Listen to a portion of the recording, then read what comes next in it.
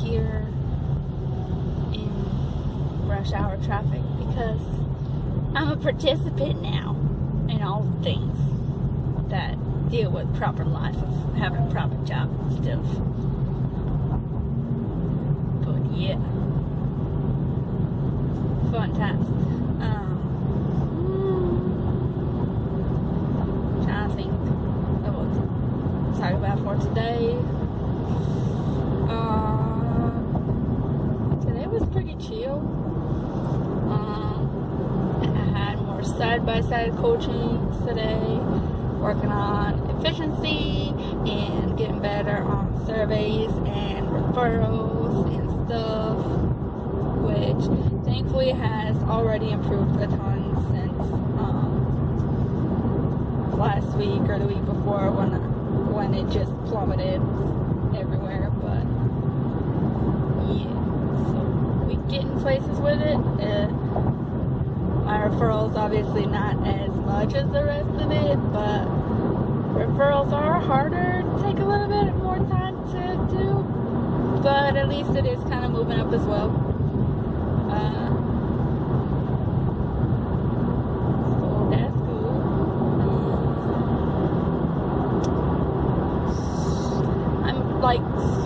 I'm actually kind of getting to the point where I'm like actually excited about properly being close to finishing Insurgent, which is the best, because that means I'm totally on top of my resolution there. However, I may have to just find another way of streaming the movie, depending on how long it takes me to finish reading the book, because I did just give my copy of the movie to Brandy, because apparently she did not know Divergent existed until like this weekend or something. So I was like, yeah, I'm gonna provide you with the second movie, and then you have to fend for yourself because I don't have any views. But anyway. So yeah, I'm kind of excited to finish it because I know there was some stuff in the movie where they departed from a certain major event that happened in either the second or the third book. I'm not even sure which book it actually was supposed to have happened in, just that they didn't do it in the movie. So I'm interested to find out how that actually plays out, because I think this is the first book that I've actually read that has that happen with like the main character, where it's just such a big change before the story is actually over, and it's just like, okay, I'm curious how this person's gonna play that out.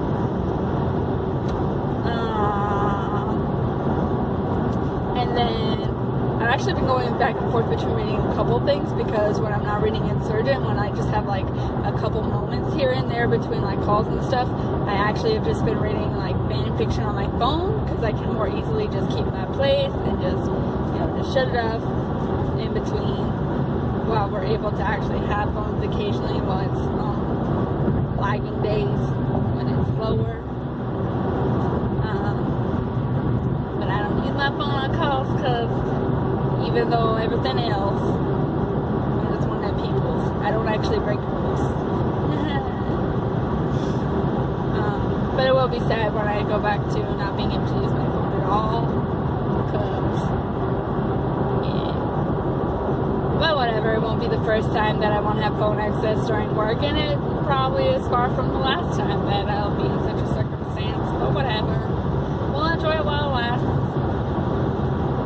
But yeah, I actually was reading a fan fiction for Harry Potter on like my shorter breaks and everything for this one called The Staircase That Froze Time.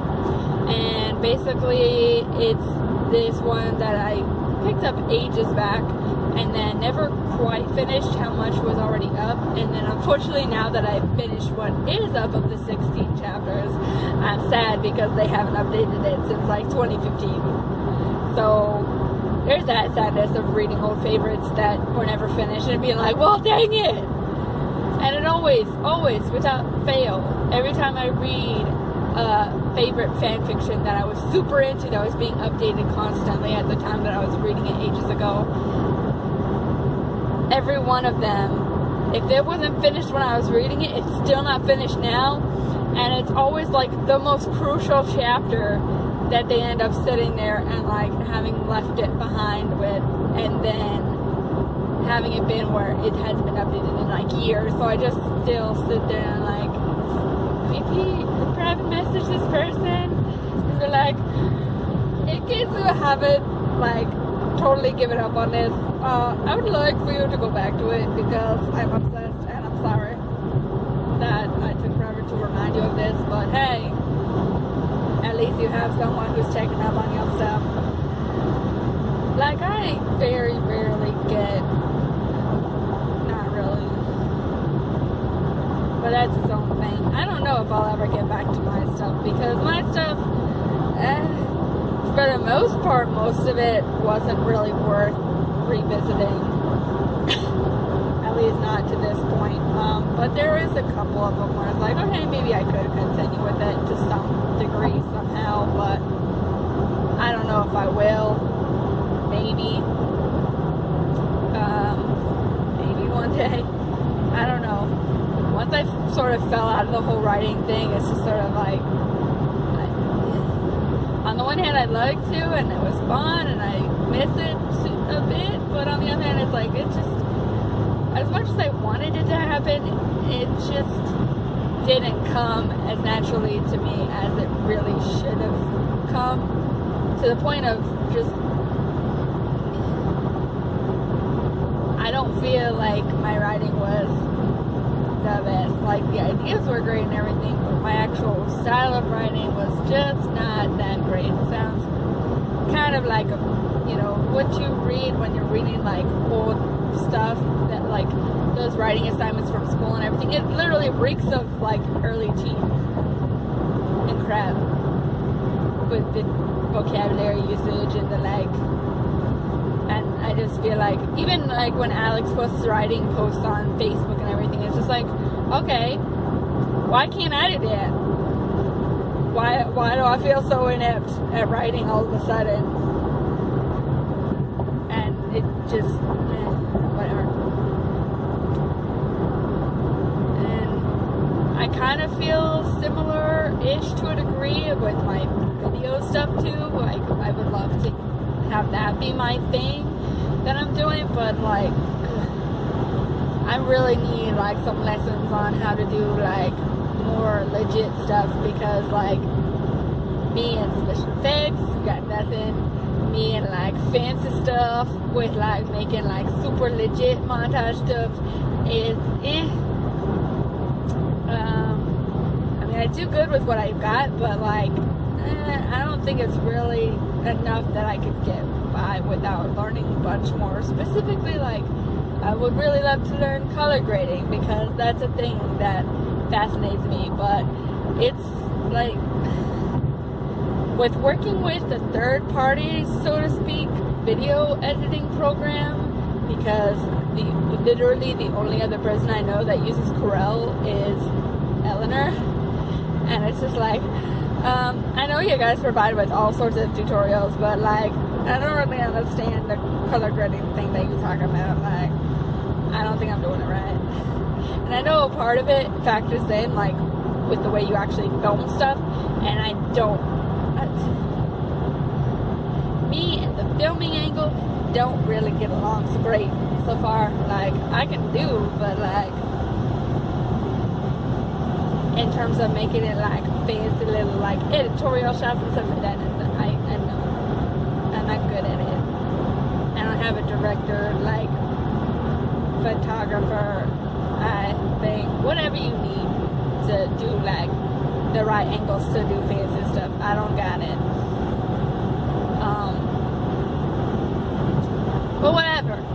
We'll stick with what we got for now. We'll go with what we've got, and we'll try to do from there, because at least for now, what I've been doing so far works for me, where I just, if I have an idea, I look it up and I'm like, okay, let me try and learn this in terms of doing this, and then, you know, maybe I'll remember how to do it for later. Or maybe it won't work out.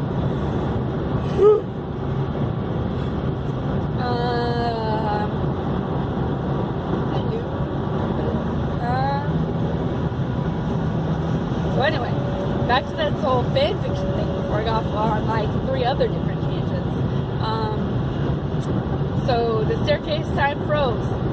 I have always been fascinated by it, and I wish that it had more than just the first 16 chapters, because it's such a good idea, and I wish it was finished already. But anyway, we'll see. I sent a message to them. It's like, I hope you still plan to continue this, maybe, possibly, because it was great, and I miss it and want more, you know, as you do. But anyway, it's basically Harry Potter fan fiction where Harry's 19th birthday, he gets a letter from Dumbledore that Dumbledore wrote back when, like, the night that everything happened with his parents dying. And he basically, portrait Dumbledore tells McGonagall to have him mail it out, to have her mail it out on his 19th birthday, explaining that he did some sort of spell called, like, Immortium Confrego, something like that. I forget what fancy word they used for it, but they basically said that Dumbledore used the spell on his parents and everything, where basically they're chilling out, you know, Cold Warring it down in their basement in a time bubble, and they had converted 2 deer and the family cat into decoys of Lily and James and Harry, respectively. And so it was supposed to be Harry, James, and Lily all Cold Warring it down in the time bubble together. However, Baby Harry, being Baby Harry, decided to crawl up the stairs at the last moment and ended up having to switch spots with his decoy, so hence why, you know, he actually was outside a time bubble all these years. So parents think they have the real Harry down there in the basement with them, when really they just have the cat transfigured into him as a decoy. But basically the letter explains that he did that spell that puts them in a time bubble and protects them, so that until Voldemort is actually officially defeated and everything, they'll be protected in the time bubble, thinking that it's forever 1981, where they don't age or anything while they're being in there, and that there was some sort of detail where only someone who had their family bloodline or whatever could get into the basement, and then in order to actually break the spell, because anyone who goes in while it's in place gets stuck in the basement with them, until the spell is broken, that's what happens. But in order to break it, you have to convince James and Lily that, you know, 19 years have actually gone by, and that Voldemort is defeated and everything, that their plan was successful, apart from the fact that Harry, of course, was not being kept safe with them at the last minute. And of course, the last chapter that I read had, you know, Harry had gone down into the basement, rushed into it because Harry do as Harry do, and basically finds his parents, and they're in the middle of doing, for the 100th time, waking up thinking it's November 1st of 1981, and finding that their lovely son is like fading and being replaced with a dead cat, because of how much time has passed, whatever, the spell effects, whatever have you. And they're freaking out looking for him, and then he just like, yeah, so I'm here. And they're under the impression that, you know, oh, so apparently the spell doesn't affect you the same as it does for us, so you've been aging, and since our memory gets wiped every night, you know, we don't actually realize that we don't remember you being down here all this time instead of being out in the real world. And he was right about to explain to them that, you know, he actually isn't the Harry that's been sticking around down there with them all these years. He actually has been outside and came to rescue them. Like, it literally ends this chapter with, actually I have a long story to tell you guys about that I am not actually the Harry that you think I am. And then it ended, and it hasn't been updated in 3 years, and I'm so mad. But anyway,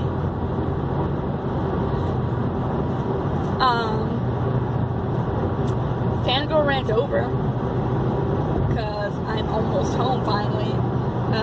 But yeah, so apparently that's the thing for today, is a fangirl rant of the day. Now I have to patiently wait and see if maybe, what the crap? Oh, rude. I have to find another, no, that's Saturday. I was gonna say, they're closing my exit overnight on like the 27th, apparently.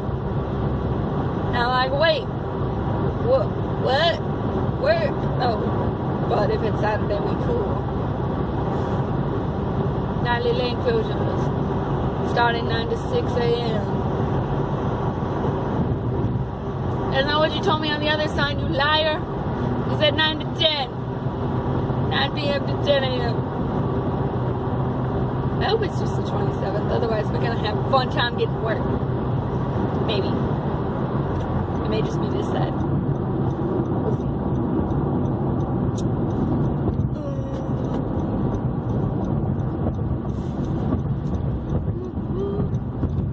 So yeah, fangirl rant over. Now that we've kind of getting home. And hopefully I hear back from the author for The Staircase Time Froze and get some sort of closure as to whether they're planning to maybe continue it later, or if they've officially given up on it. Or I'll just sit there forever waiting for an answer that may never come. Because who knows if they even sign into the account anymore. Because I know I very rarely sign into my fanfiction anymore, because I have an app for that, and therefore rarely actually check on it. But I do get emails, and I try and like answer stuff when I do very, very, very rarely get messages of any kind. But anyway, in the meantime, that means having to pick another one to go with next, and hopefully get into as much that I can at least hopefully forget temporarily, if not for a little bit longer, that this one isn't finished, because it was so good. Whatever. It's okay. Maybe. Anyway, that is all for today. We'll try this again tomorrow. Hopefully I will be better at remembering to do it before I sit in traffic. But if not, we'll see you eventually. And we will do more of the awkward vlogging. That's what I should call it now. Awkward vlog. It is the awkward vlog. Because it is. Okay, guys.